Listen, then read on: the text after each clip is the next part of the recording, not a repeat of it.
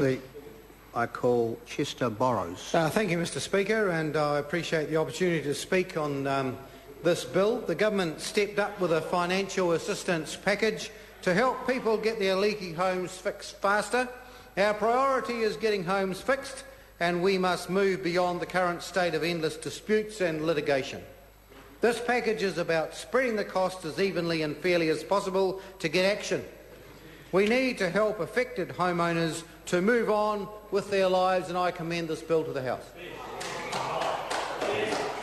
Call David Shearer. Thank you, Mr Speaker.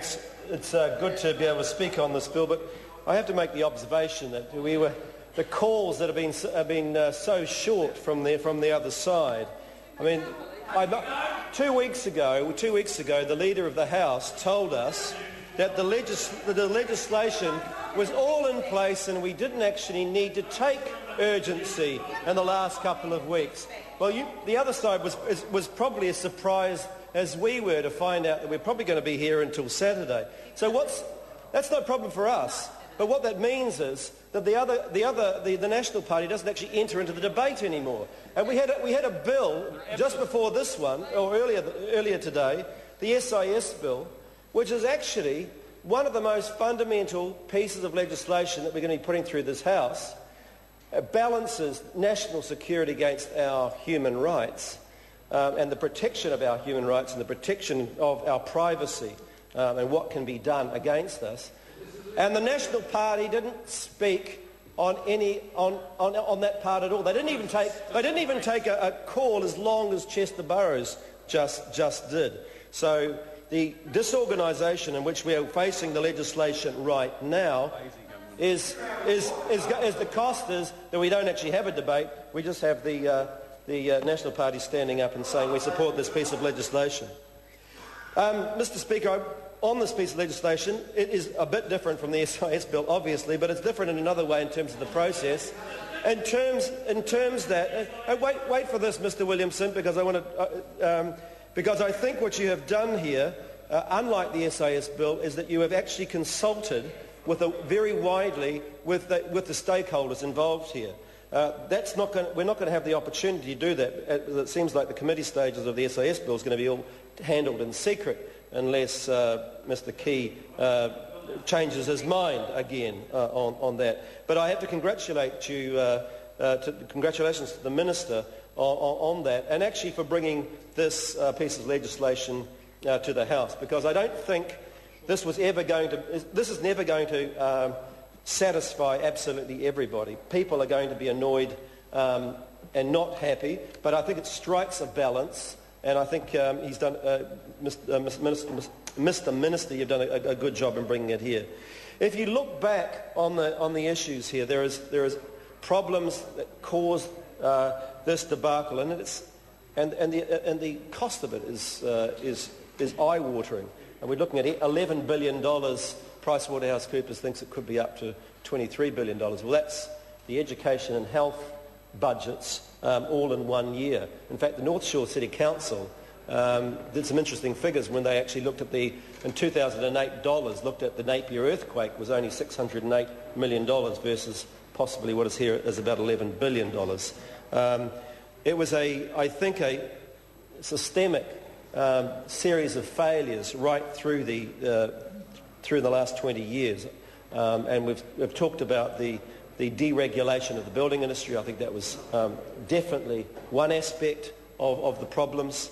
The problems of poor, shoddy workmanship as a result of a lot of the builders not really having the right qualifications, the demise of the apprenticeship scheme.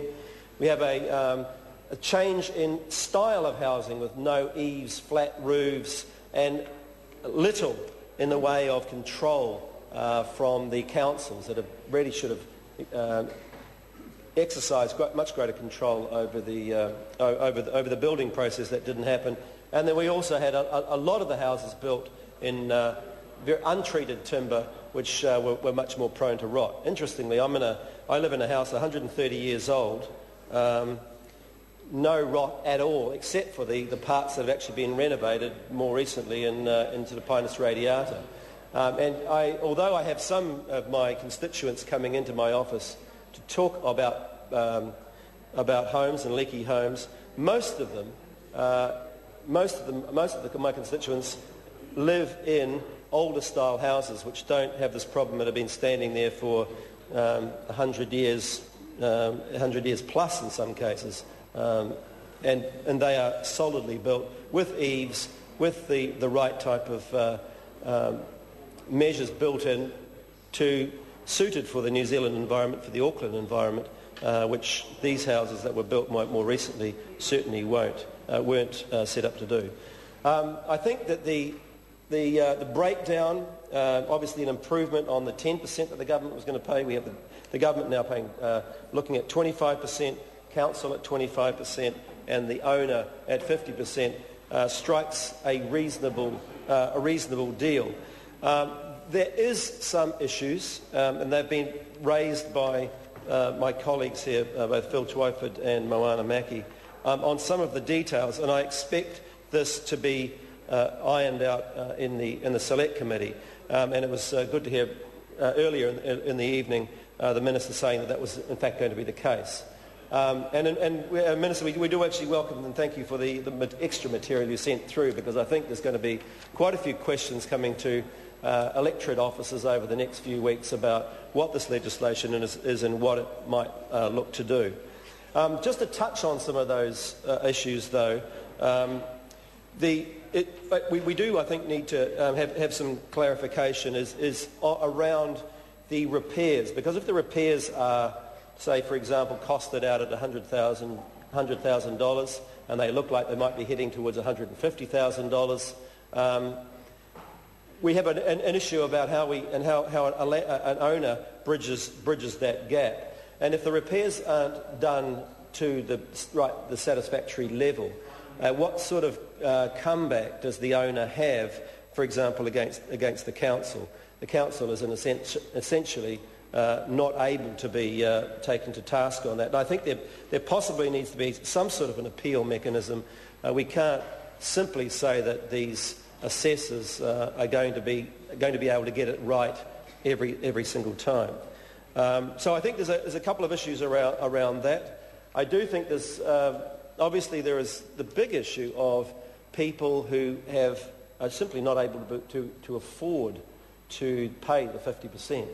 A lot of the people who have been affected by leaky homes, we all are told that the best thing you can do is actually buy your own home and have it mortgage-free by the time you get a bit older. Many of these people are older with limited abilities to earn any more, earn an income, and yet are facing massive costs. I'm not sure how we deal with that. I'm sure that there will be submitters to the Select Committee that I'm sure will be wanting to sort of to talk about that a bit further. The other issue, I think, is that a situation where if a landowner or an owner decides to take on this particular package, takes the 50%, the 25% from the council, takes the 25% from the government, and then can turn and sue the builder. What recompense does the builder have at that point? Because in a sense, what we're doing is the blame, in a sense, is clunking down the line. But a builder could quite legitimately turn around and say, well, actually, we built it to council specifications. It was all above board, but they have no ability to go back to the council and seek recompense from the council as a result of buying into this scheme.